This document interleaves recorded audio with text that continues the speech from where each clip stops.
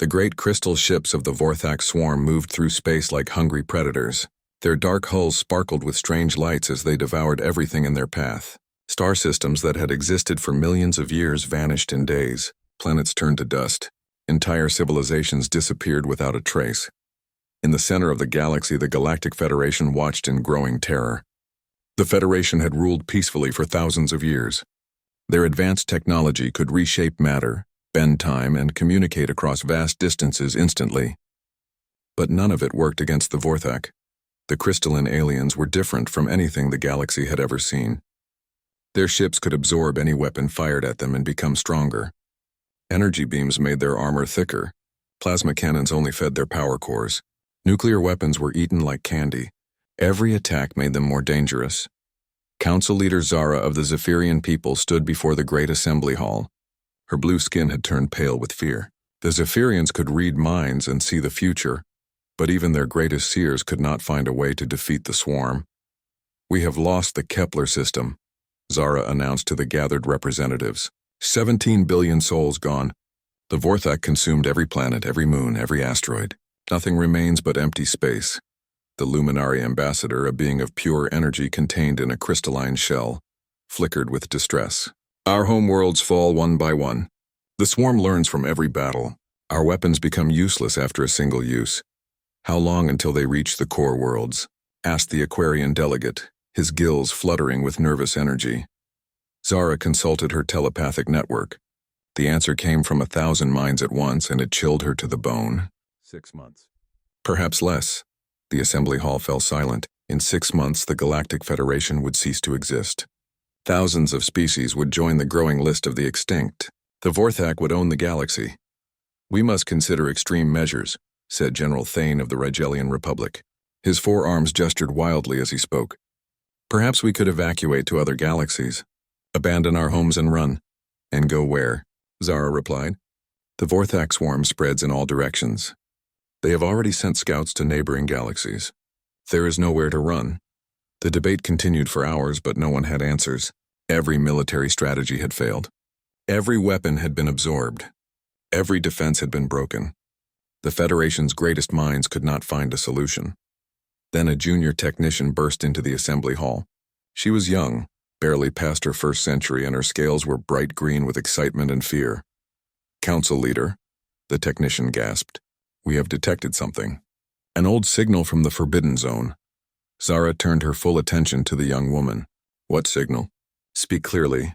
"It's from Sector 47B, the quarantine zone. The signal is artificial, definitely made by intelligent life. It's been broadcasting for over 200 years.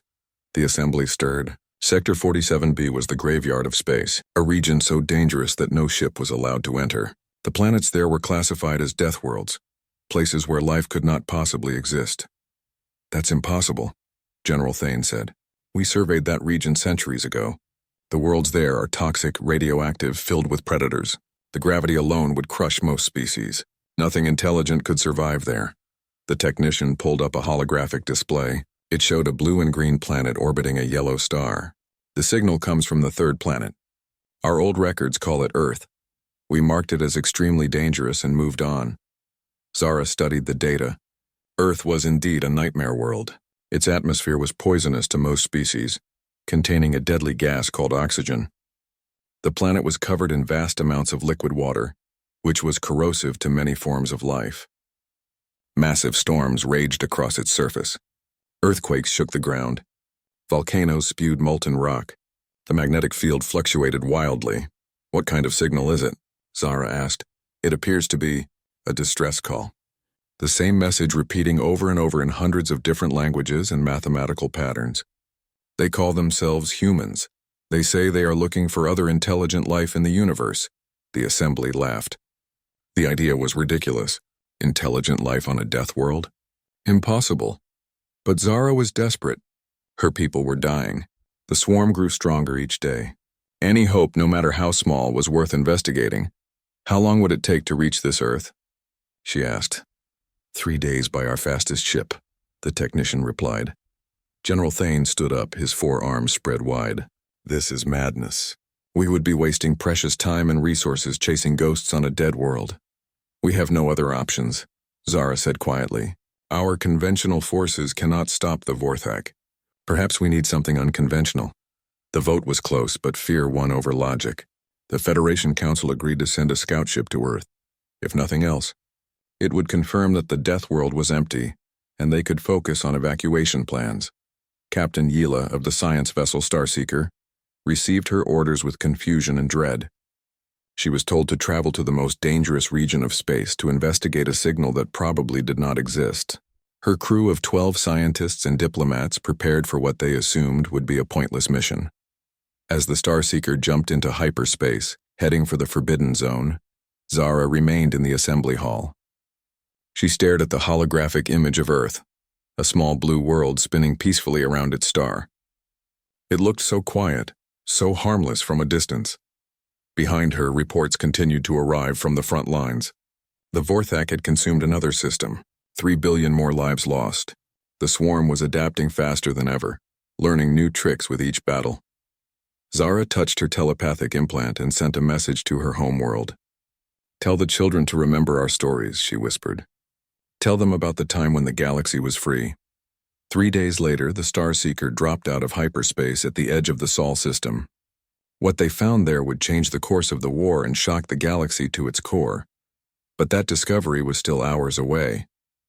For now, the Federation could only wait and hope that somewhere in the darkness of space, help might be found in the most unlikely place of all. The death world called Earth was about to introduce itself to the galaxy.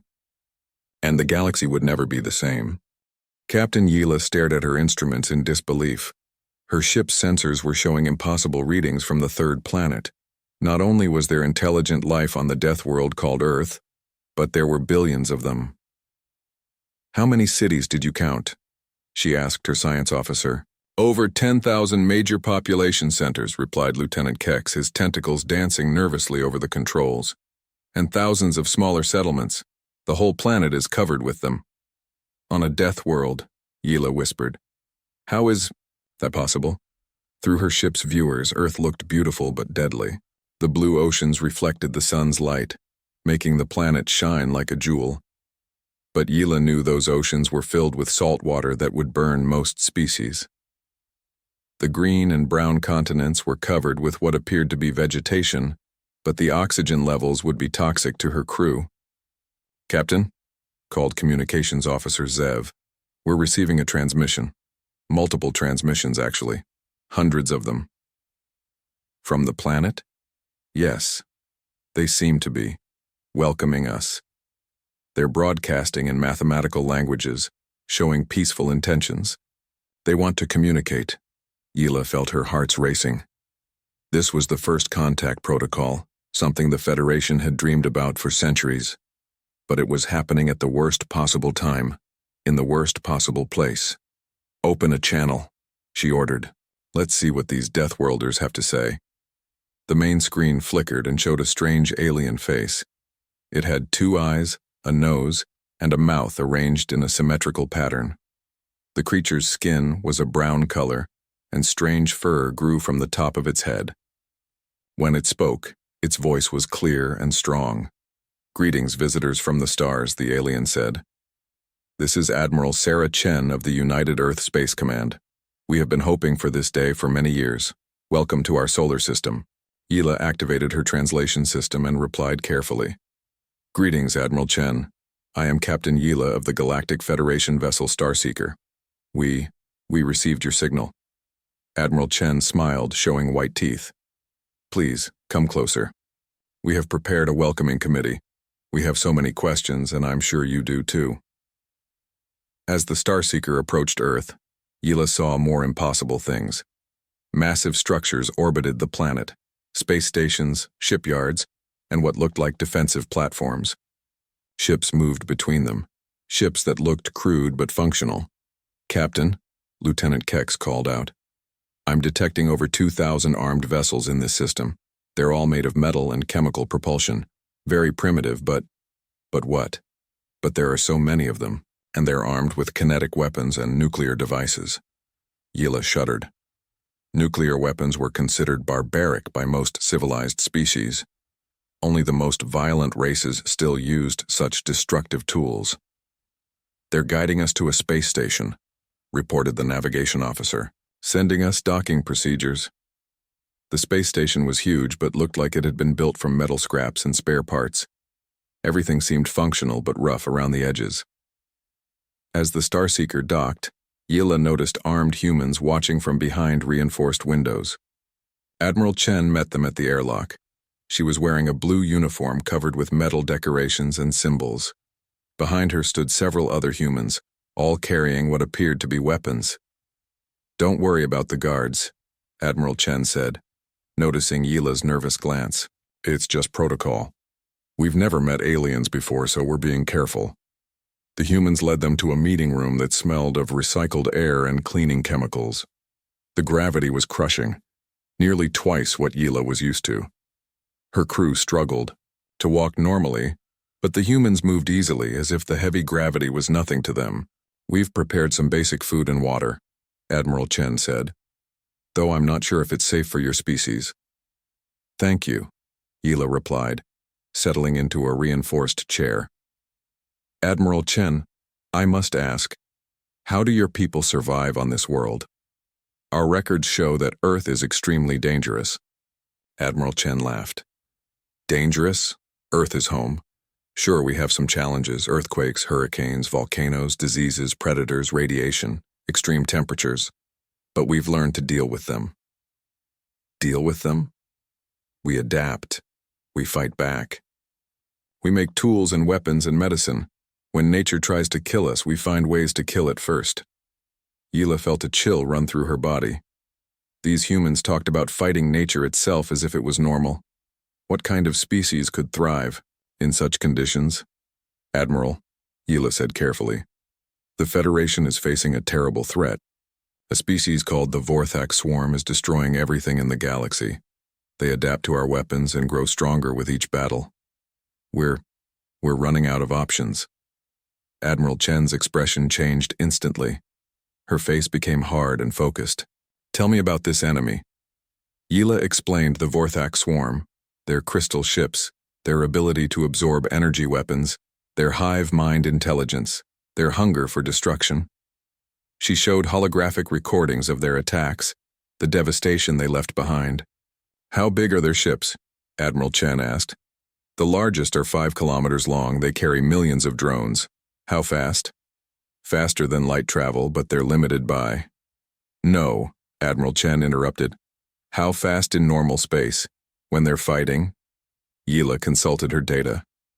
"Approximately 800 kilometers per hour." Admiral Chen nodded slowly. "And they adapt to energy weapons?" "Yes. Any energy-based attack makes them stronger." "What about kinetic weapons? Mass drivers, railguns, good old-fashioned explosives?"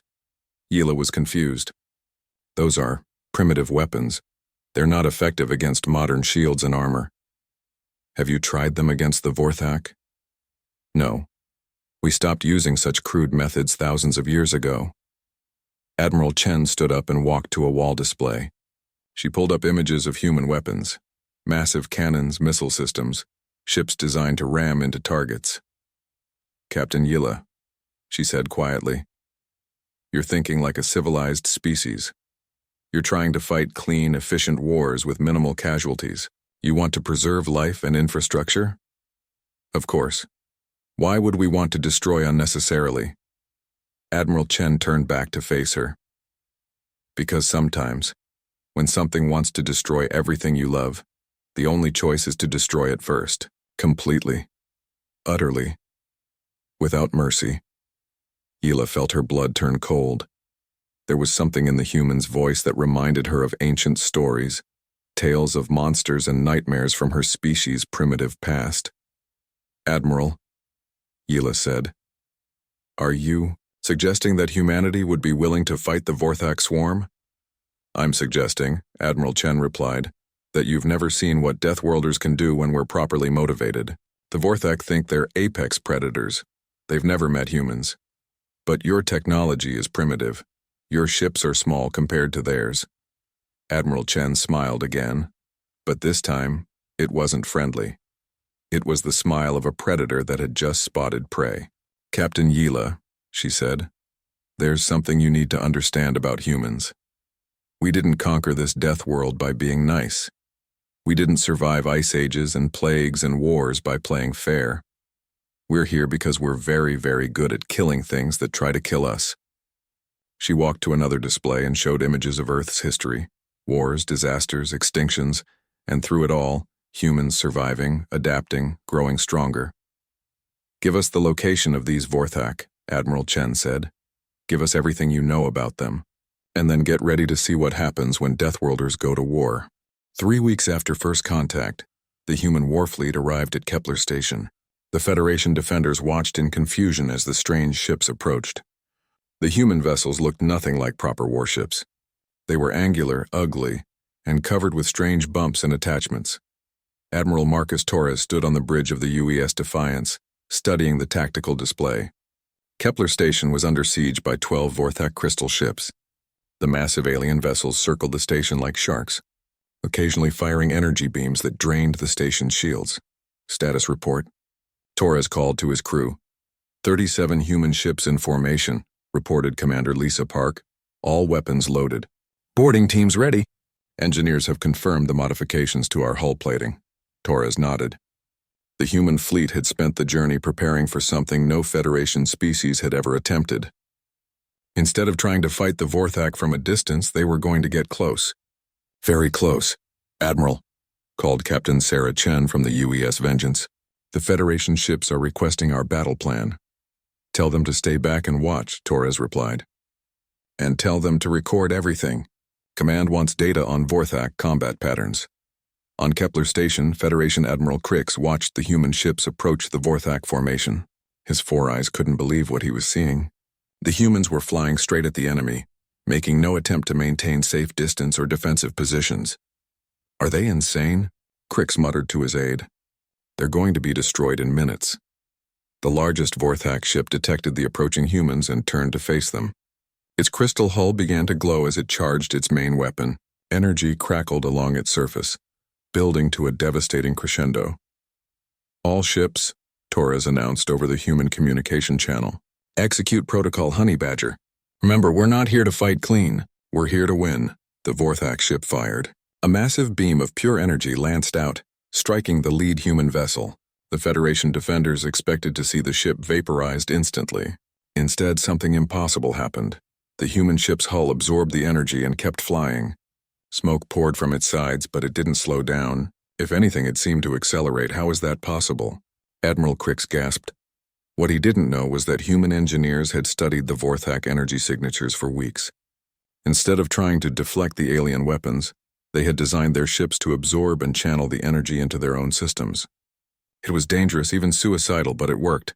The lead human ship UES Rampart crashed directly into the Vorthak vessel's side. Instead of bouncing off or exploding, the human ship kept going. Its reinforced prow, designed like an ancient battering ram, punched through the crystal hull. Boarding teams, go, go, go, Captain Rodriguez shouted as his ship buried itself in the alien vessel. Hundreds of human soldiers poured out of the embedded ship. They wore environmental suits designed for the most hostile places on Earth. Suits that could handle radiation, extreme temperatures, and corrosive atmospheres.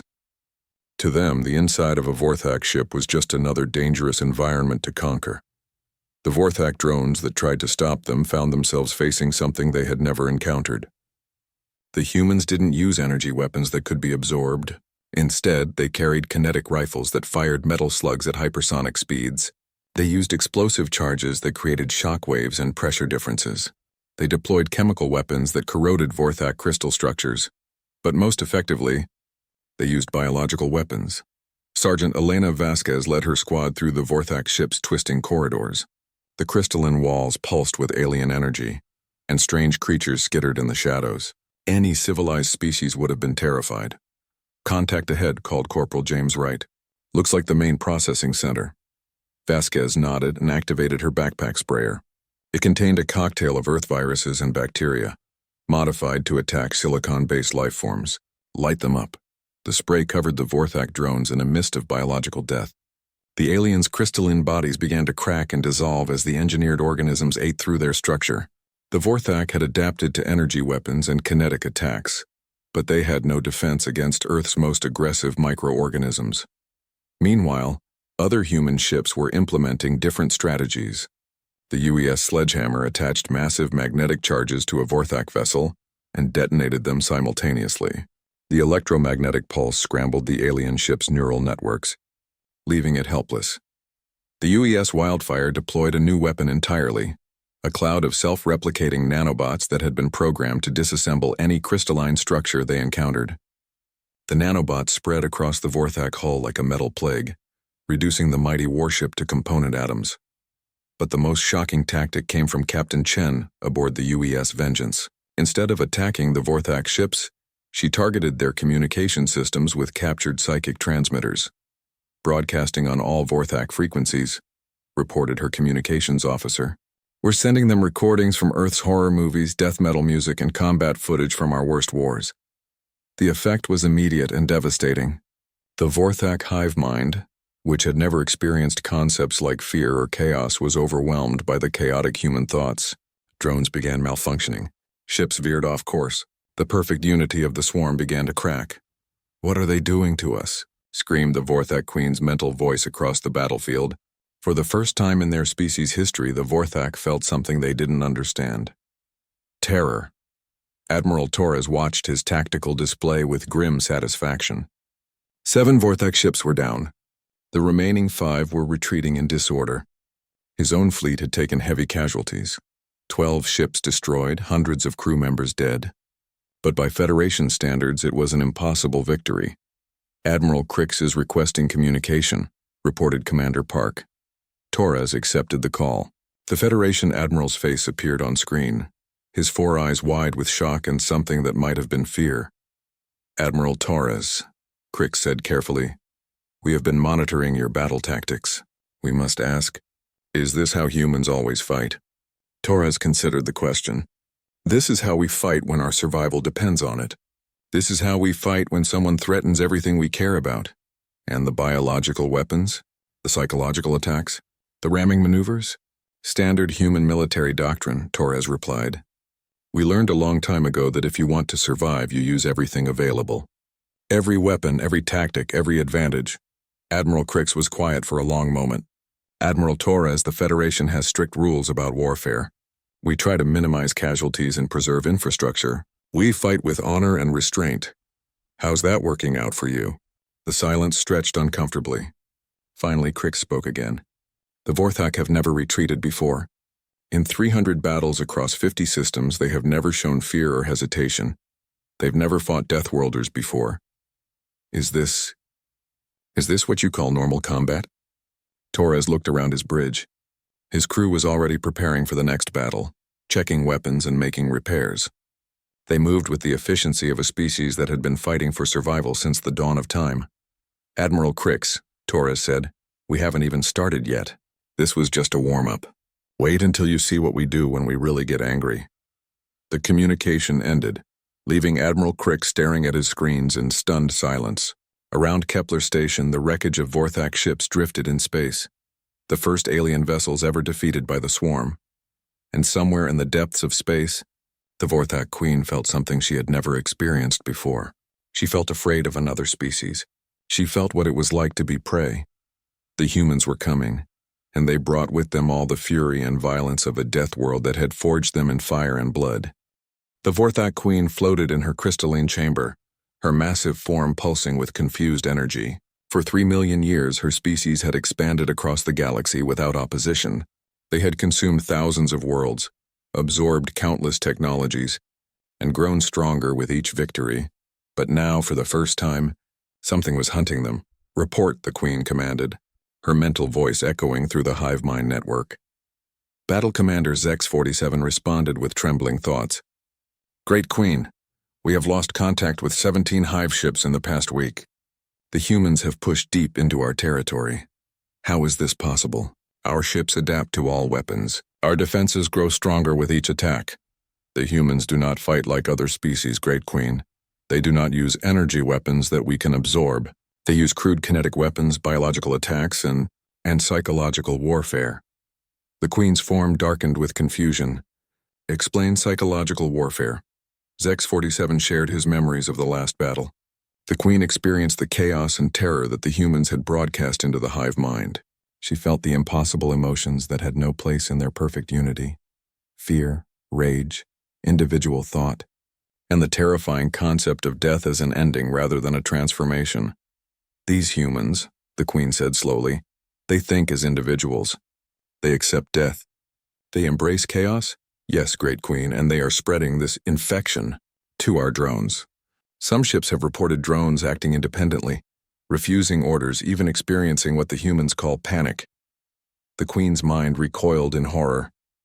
The idea of individual thought was poison to the hive mind. The Vorthak had achieved perfection through unity, through the elimination of chaos and individual desire. These humans were attacking the very foundation of Vorthak existence. Deep in human-controlled space, Admiral Torres received reports from his advancing fleets. The humans had divided into multiple battle groups, each one pushing into Vorthak territory using different tactics. Colonel Elena Vasquez led the boarding specialists. Her ships were smaller and faster, designed to get close to Vorthak vessels and deploy ground troops. Her soldiers were veterans of Earth's worst conflicts, men and women who had learned to fight in toxic swamps, radioactive wastelands, and the deep ocean trenches. Target acquired, Vasquez reported from the bridge of the UES Infiltrator. Vorthak hive ship approximately 3 kilometers long. Estimated drone population 50,000. Copy that, Colonel, Torres replied. You're cleared for Operation Termite. The Infiltrator approached the Vorthak ship using a new stealth system developed by human engineers. Instead of trying to hide from sensors, the ship disguised itself as space debris. Its hull was covered with fake asteroid material and designed to tumble slowly through space. The Vorthak ship ignored it completely. In their arrogance, they couldn't imagine that a species would disguise warships as garbage. When the Infiltrator was close enough, it deployed its secret weapon. Thousands of small pods ejected from hidden launchers, each one containing a single human soldier in a specialized survival suit. The pods scattered across space like seeds, each one following a different trajectory. They struck the Vorthak hull at various points, and the soldiers inside began cutting their way through the crystal structure using tools designed for mining operations on Earth. Breach successful, reported Sergeant Maria Santos as she cut through into the alien ship. Deploying biological package. Santos activated a spray system that released a cloud of modified Earth bacteria. The organisms had been engineered specifically to attack silicon-based life forms. They spread through the ship's atmosphere like an invisible plague, eating away at Vorthak crystal structures from the inside. But the real terror came when the bacteria reached the ship's neural networks. The Vorthak hive mind was based on crystal formations that conducted psychic energy. When the bacteria began dissolving these crystals, the connection between drones began to break down. For the first time in their existence, individual Vorthak drones found themselves alone in their own minds. The effect was devastating. Drones that had never experienced individual thought suddenly found themselves confused, frightened, and unable to function. Some tried to flee, others attacked their own shipmates. The perfect unity of the hive mind collapsed into chaos. Great Queen, Battle Commander Zex-47 reported with growing panic. The humans have done something to the neural networks. We are losing ships not to destruction, but to madness. Meanwhile, Captain Sarah Chen was implementing a different strategy in her sector. Her fleet had developed a new approach to fighting the Vorthak. They were turning the aliens' adaptation ability against them. All ships, prepare the feedback loop, Chen ordered from the bridge of the UES Vengeance. Her fleet had captured several Vorthak energy absorption systems during previous battles. Human scientists had reverse-engineered the technology and built it into specialized weapons. But instead of using the absorption systems defensively, they were using them as weapons. When the Vorthak ships tried to absorb energy from human weapons, the absorption systems fed the energy back to them in an endless loop. The alien ships found themselves force-feeding on their own power, growing stronger and stronger until their crystal hulls couldn't contain the energy. Target is overloading, reported the weapons officer. Energy cascade in progress. The Vorthak ship began to glow brighter and brighter. Cracks appeared in its hull as the internal energy reached critical levels. Finally, it exploded in a brilliant flash of light, taking 3 nearby ships with it in the chain reaction. But the most disturbing development was happening in the Outer Rim territories, where Commander Lisa Park was implementing something the humans called terror tactics. Park's fleet didn't attack Vorthak ships directly. Instead, they targeted the support systems that kept the hive mind functioning. They poisoned asteroid mining operations with radioactive materials.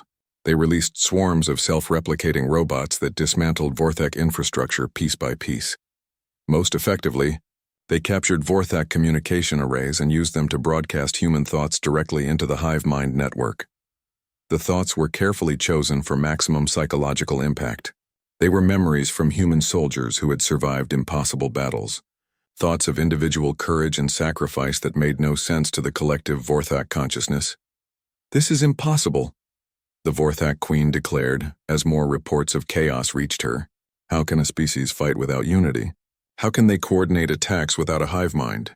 The answer came from a captured human soldier that her forces had managed to take alive. The human was brought before the Queen's massive form, still defiant despite being surrounded by millions of hostile aliens. "I am Admiral Torres," the human said calmly. "You wanted to know how we fight without a hive mind? The answer is simple. We don't need perfect unity to work together. We just need a common enemy." The Queen studied this strange alien. Even captured and facing certain death, the human showed no fear. If anything, he seemed almost amused. "You will be absorbed into our collective," the Queen declared. "Your thoughts will become part of our knowledge," Torres laughed.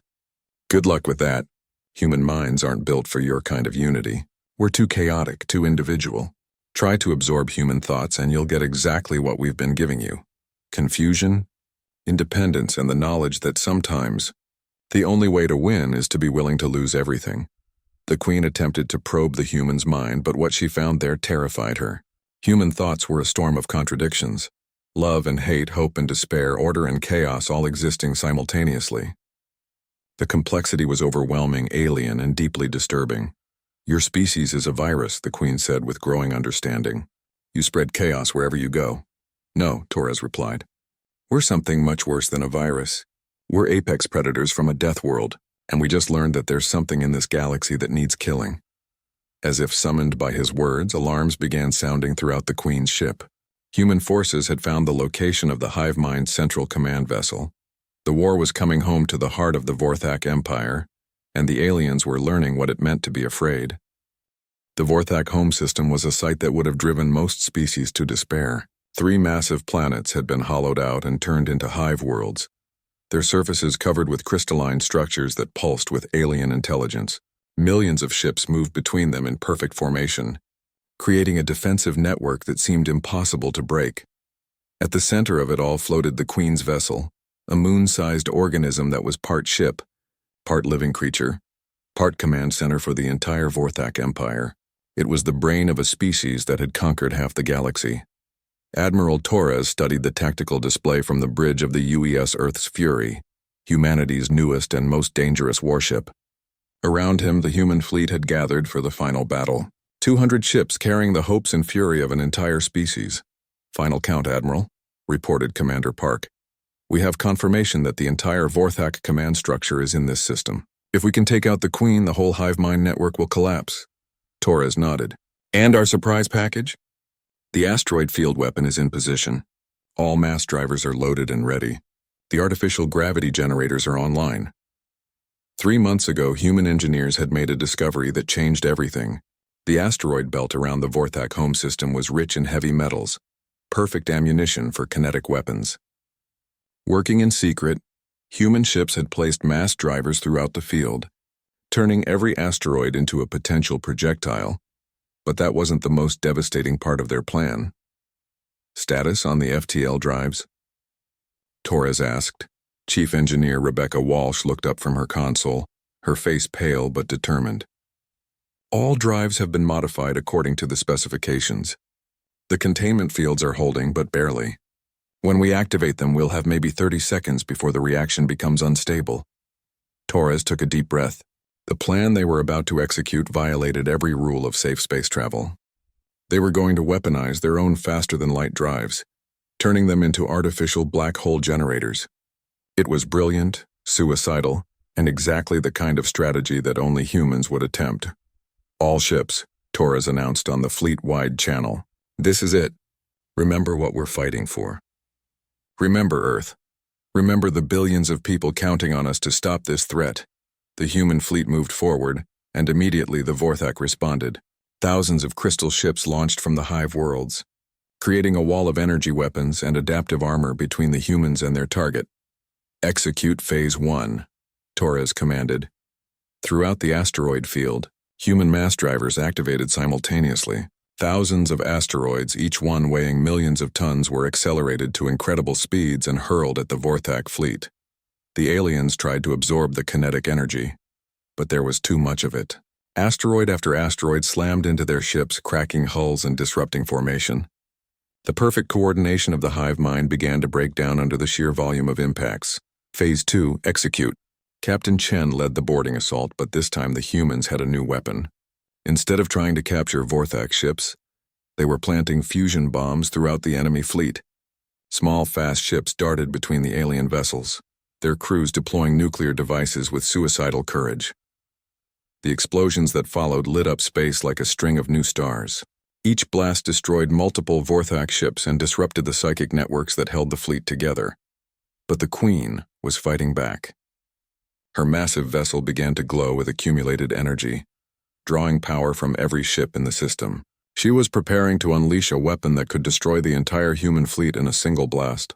All ships, Torres announced grimly, prepare for Phase 3. It's been an honor serving with you. The modified FTL drives on 20 human ships activated simultaneously. Instead of opening portals to hyperspace, the drives created gravitational anomalies, tiny black holes that began consuming everything around them. The effect was immediate and terrifying. Space itself began to warp and twist. Vorthak ships were pulled into the artificial singularities, their crystalline hulls stretched and crushed by tidal forces. The carefully ordered formations of the alien fleet dissolved into chaos as gravity itself became a weapon. The Queen's massive form shuddered as the gravitational waves reached her. For the first time in millions of years, she felt physical pain. The black holes were pulling at her very essence, threatening to tear apart the neural networks that made her consciousness possible. Impossible, she screamed into the void. No species would sacrifice themselves like this. No rational beings would weaponize the forces that hold the universe together. Admiral Torres heard her thoughts through the psychic transmitters his ships had captured. He activated the communication system and replied directly to the Queen's mind. You're right, he said calmly. No rational species would do this. But we're not rational. We're humans. We're Deathworlders. And when something threatens our survival, there's no limit to what we'll sacrifice to destroy it. The artificial black holes were growing, consuming more and more of the Vorthak fleet, but they were also pulling in the human ships that had created them.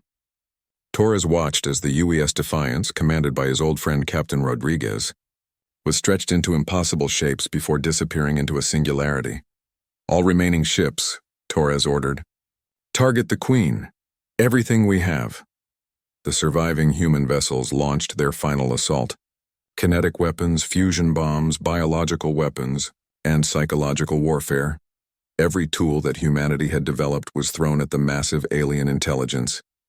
But the most effective attack came from the most unexpected source. Colonel Vasquez, still aboard her ship despite being caught in the gravity well of a black hole, activated a final protocol. For Earth, she whispered, and triggered the release of humanity's most dangerous creation. It was a computer virus, but not one designed to attack machines. Human programmers had created a digital representation of human consciousness. All the chaos, individuality, and contradictions that made human minds incompatible with hive mind thinking. The virus spread through the Queen's neural networks like wildfire. Suddenly, the massive alien intelligence found herself experiencing individual thoughts, personal desires, and the terrifying concept of mortality. What is happening to me? The Queen screamed as her perfect unity began to fragment. I am becoming separate. I am becoming alone. For the first time in her existence, the Queen experienced what every human knew from birth, the knowledge that she was a single, individual consciousness that would someday die. The revelation was so alien, so terrifying that her mind simply couldn't process it. The hive mind network collapsed.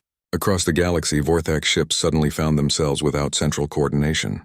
Drones that had never thought for themselves stood frozen, unable to function without the Queen's guidance. Torres watched as the massive Queen vessel began to break apart. The alien intelligence that had terrorized the galaxy for millennia was dying, not from weapons or explosions, but from the simple human concept of individual existence. "Admiral," reported Commander Park, "we're detecting massive power failures throughout the Vorthak fleet. The hive mind is offline. They're helpless." Torres nodded, but there was no joy in his victory. Half the human fleet was gone, consumed by the black holes they had created to win the war. Thousands of brave men and women had sacrificed themselves to save the galaxy. "All ships," he announced, "begin search and rescue operations, and send a message to Earth. Tell them the Vorthak threat is ended." The artificial black holes slowly evaporated, their exotic matter exhausted. What remained was a field of debris and disabled alien ships floating helplessly in space. The Vorthak Empire was finished. 6 months later, Admiral Torres stood before the Galactic Federation Council. The assembly hall was packed with representatives from hundreds of species, all of them staring at the human with a mixture of gratitude and fear. "The Vorthak threat has been eliminated," Torres reported. "Their ships are either destroyed or disabled. The survivors have been relocated to quarantine worlds where they can learn to exist as individuals." Council leader Zara stepped forward. "Admiral Torres, the Federation owes humanity a debt that can never be repaid. We offer you full membership in our alliance, with a seat on the ruling council and access to all our technology." Torres considered the offer. It was generous, more than generous. But he had seen how the civilized species fought their wars. They were too restrained, too concerned with minimizing casualties and preserving infrastructure. "Thank you, Council Leader," Torres replied. "But we must decline. Humanity will maintain friendly relations with the Federation, but we prefer to remain independent." "Then what will you do?" Zara asked. Torres smiled, and there was something in that expression that made several delegates step backward. "We'll do what we do best," he said. "We'll be the galaxy's exterminators. When something threatens the peace you've worked so hard to build, when something is too dangerous for civilized species to handle, you call us. And if we never need to call you, then we'll go back to our death world and wait. But somehow I don't think the galaxy will stay peaceful for long." As Torres left the assembly hall, the Federation delegates sat in thoughtful silence.